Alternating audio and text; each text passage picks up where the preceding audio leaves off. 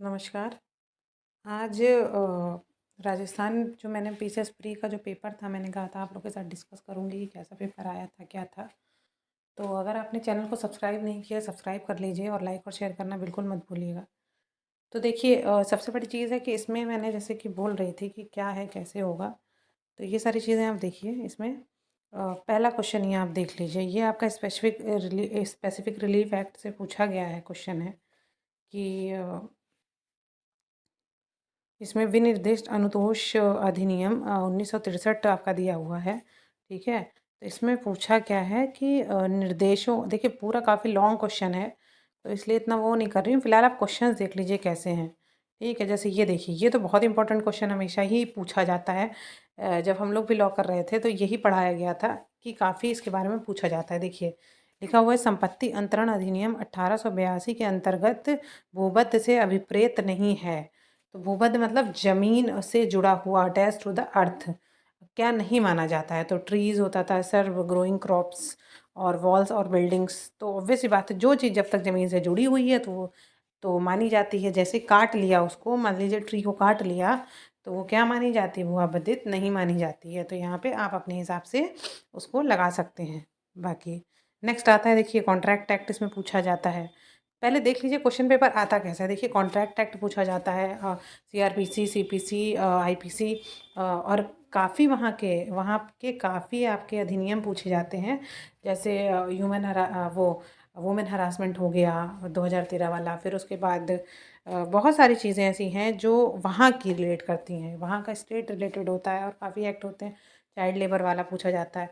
तो ये सब चीज़ें आपको जैसे देख रहे होंगे ना, तो समझ में आ रहा होगा कि क्या पूछा जा रहा है, क्या नहीं पूछा जा रहा है। जैसे ये देखिए, क्या लिखा हुआ है, under the Indian contract act 1872, contract to perform the promise और discharge the liability of a third person in case default. अब थर्ड पर्सन की लाइबिलिटी कब बनती है, ठीक है, डिफ़ॉल्ट करेगा कब बनेगी, वारंटी में बनेगी, गारंटी में बनेगी और इंडेमनिटी में बनेगी। तो ये देखिए, वो जो सेल्स और गुड्स एक्ट में ये चला गया था, ये गारंटी और वारंटी, ठीक है।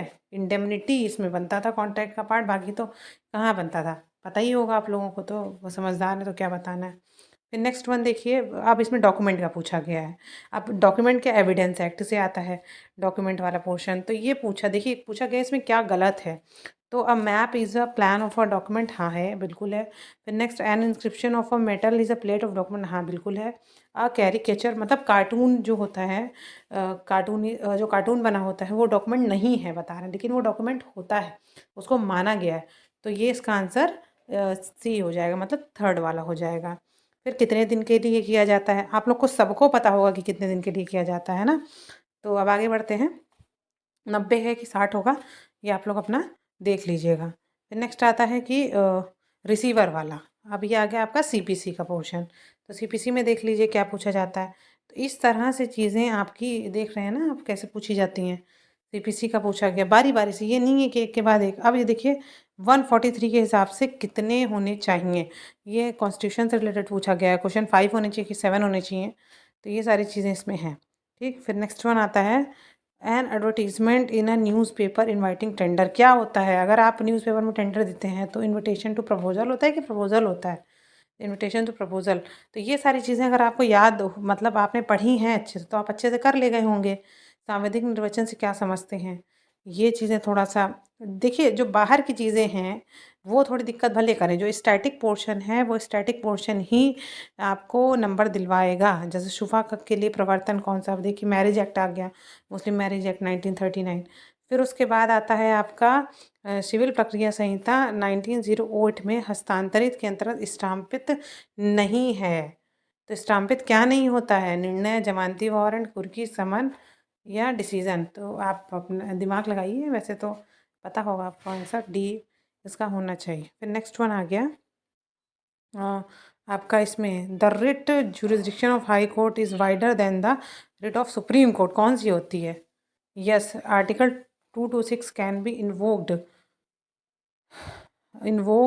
To establish fundamental rights and any other right. तो देखिए हाँ, अनुच्छेद 226 की सहायता मूलभूत अधिकार और किसी अन्य लाई जा सकती है, बिल्कुल लाई जा सकती है। हाई कोर्ट की ज़्यादा इसमें मान्यता दी जाती है इसको, ठीक है। तो उसके बाद next one, under section 15 the limitation. अब लिमिटेशन एक्ट आ गया कि सूट पे करता है, अपील पे करता है कि एप्लीकेशन ऑफ एग्जामिनेशन डिग्री। ये आपको अगर आपने पढ़ा होगा लिमिटेशन एक्ट अच्छे से तो आपको याद होगा, ठीक है। फिर उसके बाद आता है आपका according two of dash interpretation of the meaning of the word is judged by the company keeps. क्या होगा इसमें, मिसचीफ रूल, गोल्डन रूल, और फिर उसके बाद आपका नॉस्ट्रियर और सॉसेज, ये सारी चीज़ें आप लोग देखिए क्वेश्चंस। फिर ये देखिए, ये आपका 1950, अब ये वहाँ का पूछा जा रहा है, राजस्थान का रेंट वाला एक्ट हो गया।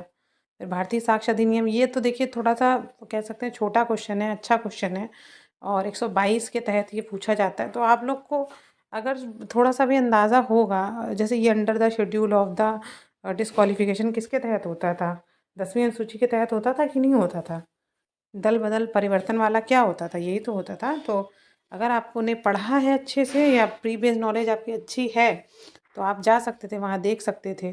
फिर एविडेंस एक्ट देखिए पूछ लिया गया 87 में, क्या पूछा गया है। फिर उसके बाद आपका लिमिटेशन एक्ट के तहत देखिए पूछा गया है ये पोर्शन। फिर उसके बाद आर्टिकल आ गया आपका लीगल एड की रूट क्या है, ठीक है। लीगल एड कब दी जाती है, किसके तहत दी जाती है, देखिए किसके तहत, 30 में तो होता नहीं है, 39A में होता है कि 38 में होता है, 39A जो नया बनाया गया। अब नेक्स्ट आइए, ये देखिए निःशुल्क विधिक सहायता किस अनुच्छेद में की गई, वही वाला क्वेश्चन है। फिर आता है दंड प्रक्रिया संहिता में 1973 में 144 में क्या दिया गया है, मतलब आदेश कितने दिन के लिए क्या प्रवृत्त करता है। 144 क्या है, रेजिस्टेंस क्रिएट करता है, इतने लोग होने चाहिए, कितने लोग नहीं होने चाहिए। तो बार बार लगती है धारा 144, देखा होगा। फिर उसके बाद ये क्वेश्चन देखिए वायलेंस वाला, डोमेस्टिक वायलेंस। फिर उसके बाद अपराधी परिप्रेक्ष्य वाला आ गया है, इंडियन पीनल कोड देखिए आ गया। भारतीय 1807 के साथ दंडनीय अपराध नहीं, डकैती की तैयारी तो बिल्कुल है, बिल्कुल है। हत्या की तैयारी है, विरुद्ध तैयारी है तो आपके साथ शीशालेदारी कर देगा। शांति का संबंध रखने वाली लूटपाट करने की तैयारी।